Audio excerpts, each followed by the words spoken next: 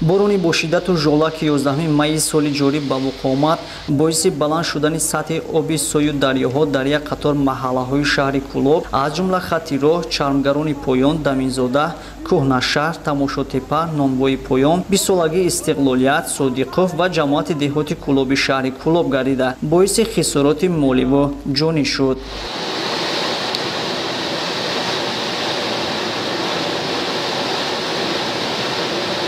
борони сахт шид, аҳамият надодем ки ҳама вақт борон аст. бо ҳамин борон шидак якбора ба даруни хона даромам, чизо ман меовардам, руғанҳоро ҳамин дар ҳамин мобайни ҳавлӣ чизо тайёр оза кардам ки як вағас шид навастам мебарам ки об дар хона даромадай, ба дараҷаи об ки сел кандай, канал 10 метр дар пеши мо дар говбозор ай. говбозори шаҳри Кӯлоб дар ҳамин пеши мо канали калоне ки сел мегзара ай даври саёд дар пеш хонаи ма ай. Аммо канал да об ай ҳама ҷо 10 метр об баланд хеста дар столба ҳаминҷа кандак 5 метр хонаи ма дар дуромад. Биромам навасама басам кашидам бировардан хидмат давидам ки дар симин задам пом капит хонра нафаҳмидам дасти пом пони ай кормун об бурдам уҷа кашидам бировардам хуҷани кашидам бироварданам чизома орзиқ буд, руған буд, чизи буд, газ буд бурдаш тамоман ягон чиз ман набуд даромад хонода ба ай берун даромад 5 метр дари дарун қолинора чизои сархонора зад бировар ҷазир кард тағорора ҳамаи чизе ки сатилома чизои зиндагӣ ма бурд дар берун ҳамара гурукум кард омад агар деволо гаштан девол кандан намега кандан ҳама зери хок мешид. дар воқеъ дидани биноҳои офатзада ва чашмони пурашки ин мардум касро бетараф намегузорад. соат тақрибан 14 нисфи рӯзӣ буд. ҳаво якбора тағйир ёфта борони сахт борид. байни 15-20 дақиқа хонаҳоро об зер кард. дар он ҳолат мо намедонистем ки ва ё чиро наҷот диҳем. мардон кӯдаконро сари китф бардошта ба болои бом мебаромаданду занону духтаронро кашолакунон дунболи хеш мебурданд. пеши чашмонамон тамоми ашёҳои хона, ҳайвоноти хонагӣ зери лӯи об монд. бомҳои оғилу морхонаҳо бо сабаби лӯи девор буданашон ба шиддати об тоб наоварда фурӯ мерафтанд. бо ҳасрат иброз доштанд сокинони маҳаллаҳои осебдида. соати 2 рӯз буд ки ҳамин сел ба маҳаллаи мо омад. мо дар хона хоб будем ки ҳамсоя файрод кард ки бихезем ки сел мебаратон. дар ҳамин ҳолат баромадем ки тоними хонаро овай об омада дар ҳаминҷа ламба зада ба ҳамин тараф ба хонаи ҳамсоя даромад биромада рафт. соати 2 ба 3 бедор шидем. аз соати баъди абед вақте ки бедор шидем ки як чарахпарахай камкам ман мегуфт чӣ боша ҳақиқатанда боронгарӣ дар берун буд. баъд вақте ки гуфтам бинем ки берун дар борон чӣ хелай вазъияти борона дари хонаро кушодам ки ай дари хонаи дигарӣ ҳамин хел ови калон ҳамин хел дарум омадестай дидам ин ҳолата чиза берун биромадам ба тарафи чап гаштам нигоҳ кардам ки ай иҷадамни навуҷада оли нишон метием унаму ба ҳамуҷа қати анак ов аиҷам рафтаисай. баъд ҳам бехбех омадам и зани ҳамсоям бечора қати наберош инак биромадай ба ҳаму тори ҳаму хонаи мада биромадай. вақте ки ҳаму яви хона назар мекунам мебинам ки ана и каса мебинам саволш мекунам мегум ки янга мегум хонада киай бо мега ички нестай мега қати нами навасом дар нами тору мега. барости пас аз шунидани суханони мардуми ҷабрида ва дидани хонаҳои харобу валангор ва пур аз обу лӯй бори дигар собит гардид ки ин офати табиат дар як лаҳза тавонистааст чандин маҳалро хароб гардонад.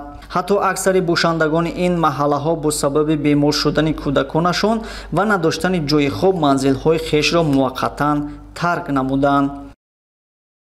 селе ки маҳаллаҳои зеринро харобгардон зарараш кам нест, вале бо вуҷуди ин бошандагони минтақа дар такя ба ҳукумати ҷумҳуриву сарвари ғамхорашон пайи бартарафсозӣ ва барқарорнамоии манзилҳои хеш мебошанд. имрӯзҳо ба хотири дубора обод намудани хонаҳои истиқомативу биноҳои харобгарида шурӯъ аз роҳбари давлат то идораву кумитаҳо ҳамчунин соҳибкорону фарзандони бонангу номуси миллат кӯшиш ба харҷ медиҳанд.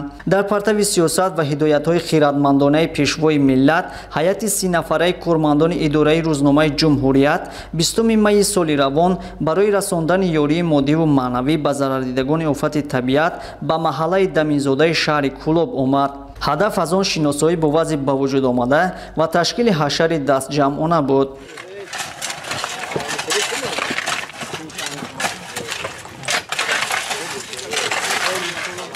ما گروه خبرنگاران روزنامه جمهوریت در پیروی و سیاست خردمندانه پیشوای ملت محترم امام علی رحمان با راهنمایی سرمحلی روزنامه جمهوریت قربان علی رحمانزاده و شهر کلاب به اون مکانهایی که از سیل خراب شدن و آنجا تشریف آوردیم تا که در برطرف سازی این عاقبت‌های آفت طبیعی سهم گذاریم و همچنین ما امروز شاهد آن هستیم که از تمام گوشه و کنار جمهوری در دایره هدایت‌های اساسدار و وحدت ملی پیشوای ملت پرزیدنت جمهوری اسلامی محترم امام علی رحمان شهروندان دیگر هم در این کار سهم گذاشته ایستادند و این خود یک نشانه سرجمعی و یکدلی و سیاست استواری پرزیدنت جمهوری اسلامی محترم امام علی رحمان میباشد که این کارها در یکجایی با سهم همه شهروندان انجام یابند. مردم کلوب شهر از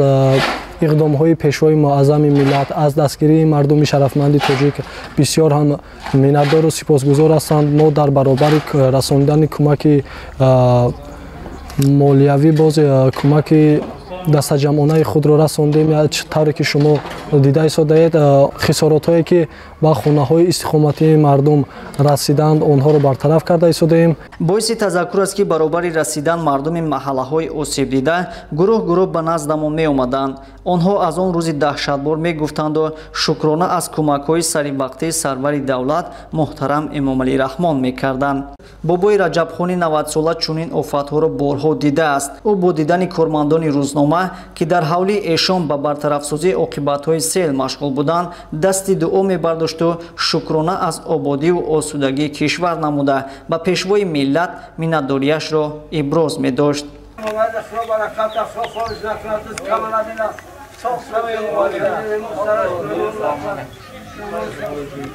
از عاقبت‌های فاجعه‌بار آفت طبیعت و محتاج گردیدن مردم محلی همچنین از شبکه‌های اجتماعی میتوان خبردار شد. غیر از این همه روزه توسط وسایل اخبار عامه شاهد آن می‌گردیم که یاری‌های سریع‌وقته حکومت مملکت و دیگر شهر و ناحیه‌ها به ضرردیدگان شهر کولاب رسانده می‌شوند.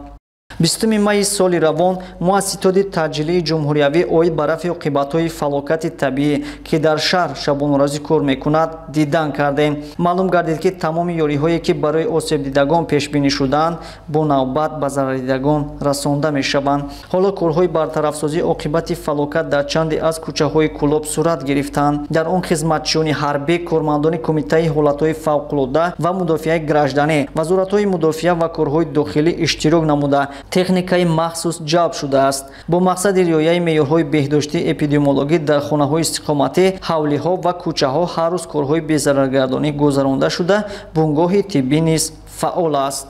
با دستگیری به واسطه پیشوای ملت محترم امام علی رحمان خانه‌های ما را از نوسازی کردند. در این وضعیت احساس تنهایی نمی‌کنیم. ما منتدارگی خود را به پیشوای معظم ملت امام علی رحمان بیان می‌کنیم. هزار رحمت، تشکر جناب عالی.